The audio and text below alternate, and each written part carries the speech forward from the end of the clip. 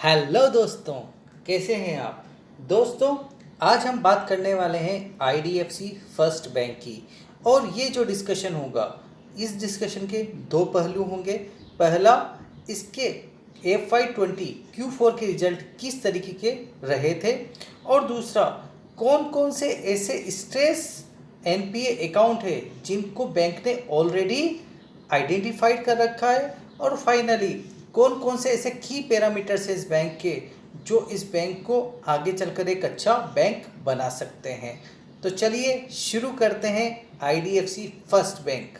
लेकिन इसे शुरू करने से पहले मैं आपको एक पर्सनल डिस्क्लोजर देना चाहता हूँ कि ये बैंक मेरे पर्सनल पोर्टफोलियो में है और यहाँ मैं किसी भी तरीके के निवेश की आपको सलाह नहीं दे रहा हूँ। दोस्तों, जब हम इसके FY20 Q4 के रिजल्ट्स को देखते हैं और इसकी की हाइलाइट्स को समझने की कोशिश करते हैं तो सबसे इम्पोर्टेंट पैरामीटर इसका डिपॉजिट। दोस्तों, इस बैंक का जो फिक्स डिपॉजिट है उसको FAAA स्टेबल की रेटिंग मिली हुई है, जो एक हाईएस्ट रेटिंग है किसी भी बैंक के लिए फिक्स डिपॉजिट के लिए, और ये रेटिंग दी है क्रिसिल ने। दूसरा, जब हम इसकी लोन बुक की बात करते हैं तो इस बैंक ने, जैसे कि इनके एमडी ने पहले ही बताया हुआ है कि ये होलसेल बुक को लगातार कम करना चाहते हैं और रिटेल बुक को लगातार बढ़ाना चाहते हैं। तो इस बैंक ने होलसेल लोन बुक को रिड्यूस किया है 31% से, जो कि FY19 Q4 में 2,14,590 मिलियन रुपीस थी। वहीं FY20 Q4 में ये 1,48,400 मिलियन रुपीस तक आ गई है। दूसरा, सबसे इम्पोर्टेंट बात, जिस तरीके से ये रिटेल पे फोकस कर रहे हैं और जिस तरीके से ये होलसेल को घटा रहे हैं, ये साथ में इंफ्रास्ट्रक्चर लोन को भी कंसिडरेबली कम करने की कोशिश कर रहे हैं।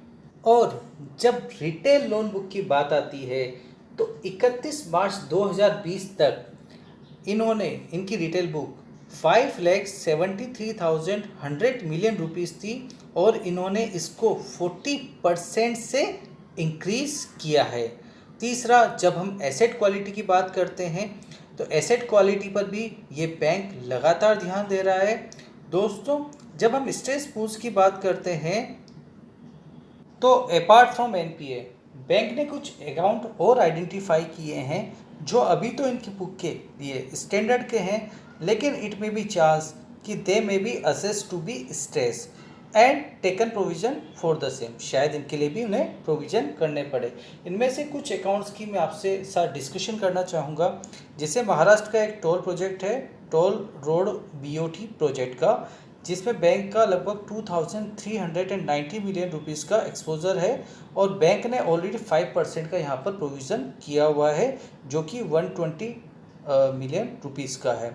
यहाँ पर बैंक को रेगुलर यहाँ से रीपेमेंट आ रहा है और अभी तक यहाँ पर किसी भी तरीके की प्रॉब्लम नहीं है। लेकिन इट मे बी चांस कि भाई कोविड के कारण कहीं डिले ना हो जाए, बस यही एक खतरा हो सकता है। वहीं पर जब मैं टोल रोड प्रोजेक्ट तमिलनाडु की बात करता हूँ तो यहाँ पर भी बैंक का 450 मिलियन रुपीस का एक्सपोजर है और बैंक ने ऑलरेडी 100 मिलियन रुपीस का यहाँ पर प्रोविज़न किया हुआ है, जो कि 23% का प्रोविज़न कवरेज है। अगर कुछ और अकाउंट्स हम देखें तो thermal power project in Orissa. दोस्तों, यहाँ पर बैंक का 5,480 मिलियन रुपीस का एक्सपोजर था और बैंक ने ऑलरेडी 87% का यहाँ पर प्रोविज़न कवरेज किया हुआ है, जो कि 4,770 रुपीस का 4,770 मिलियन रुपीस का प्रोविज़न है। और यहाँ पर जो कारण है उसका मेन कारण है कि यहाँ पर रेसिपिएंट के थ्रू पेमेंट शायद डिले हुआ है। उसके अलावा एक major toll road project in Punjab, जहाँ पर 170 मिलियन रुपीस का बैंक का एक्सपोजर है और 170 मिलियन रुपीस का ही बैंक ने प्रोविज़न किया हुआ है। मीन्स इस प्रोजेक्ट के लिए बैंक ने 100% प्रोविज़न किया हुआ है। और यहाँ पर भी जो कारण था वही था कि यहाँ पर भी कुछ डिले हुआ है रीपेमेंट में। इसके अलावा अगर मैं और बड़े स्ट्रेस अकाउंट्स को देखता हूँ तो लार्ज हाउसिंग फाइनेंस कंपनीज जो मुंबई की है, यहाँ पर बैंक का एक्सपोजर टोटल 5,960 मिलियन रुपीस का था और बैंक ने 75% का यहाँ पर भी प्रोविज़न किया हुआ है, जो कि 4,480 मिलियन रुपीज़ का है। और यहाँ पर जो मेन कारण है वो कंपनी ने ऑपरेशन वर्चुअली बंद किया हुआ है, सीज्ड किए हुए हैं इसके कारण, और ये मामला भी शायद एनसीएलटी में भी रेफर हुआ है। ये एक बड़ा कारण हो सकता है।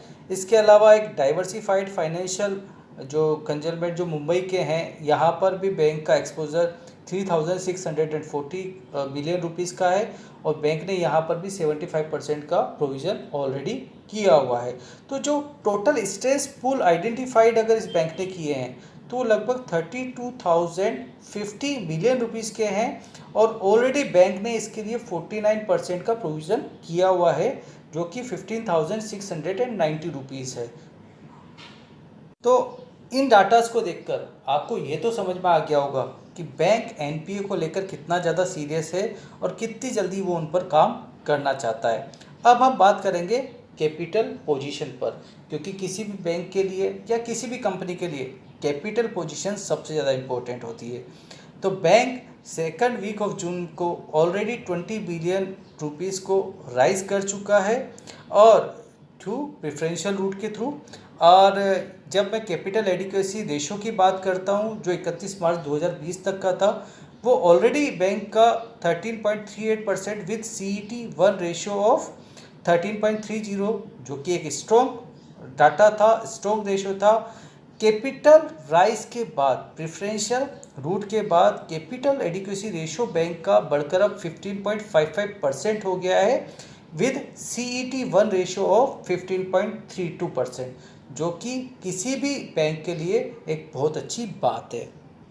अब जब हम बैंक के की मॉनिटरेबल देखते हैं जो कि बैंक की आगे की फ्यूचर की ग्रोथ को डिसाइड करेंगे, उसमें credit cost and asset quality, जिसका हम ऑलरेडी डिस्कशन कर चुके हैं। सेकंड, ट्रैक्शन इन कासा डिपॉजिट ग्रोथ। यहाँ कासा का मतलब है current account, saving account, deposit growth.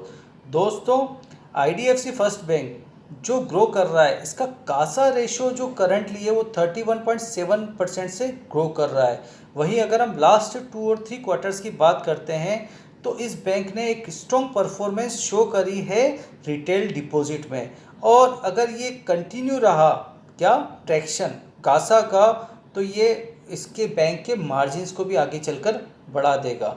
तीसरा, ramp up in branch expansion. Branch का किस तरह से एक्सपेंशन होता है, यह माना जा रहा है कि FY21 में बैंक 350 से 400 नई ब्रांच को ओपन करने की कोशिश करेगा, और यहाँ पर बैंक का थोड़ा खर्चा आ सकता है। Fourth, ability to retain top management. जो इनका टॉप मैनेजमेंट है वो वन ऑफ द फेवरेट मेरे श्री वी वैद्यनाथन सर हैं, और उनका मैनेजमेंट को तो आप अच्छी तरीके से जानते भी हैं, और अगर आप उनके बारे में जानना चाहते हैं तो इस वीडियो को आप ज़रूर देखिए, जिसमें मैंने उनकी अभी तक की जीवनी बताई है। और जब मैं लिक्विडिटी की बात करता हूं तो बैंक लगातार लिक्विडिटी पे काम कर रहा है, और अभी कैपिटल पोजीशन को हमने पहले डिस्कस भी किया हुआ है। अब लास्ट, बैंक के लिए नेगेटिव क्या हो सकता है। तो पहला तो कोविड-19 इम्पैक्ट। इसमें बैंक ऑलरेडी 35% का मॉनिटोरियम प्रोवाइड कर चुका है कस्टमर जिन्होंने उनसे रिक्वेस्ट की है। वहीं पर रूरल फाइनेंसिंग में बैंक ने 100% मॉनिटोरियम ऑलरेडी प्रोवाइड किया हुआ है। तीसरा, जब हम मार्केट के जानकारों की बात करते हैं तो कुछ जानकार मानते हैं कि जैसे ही वैक्सीन आएगी मार्केट शायद अपने लाइफ टाइम हाई को भी क्रॉस कर सकता है।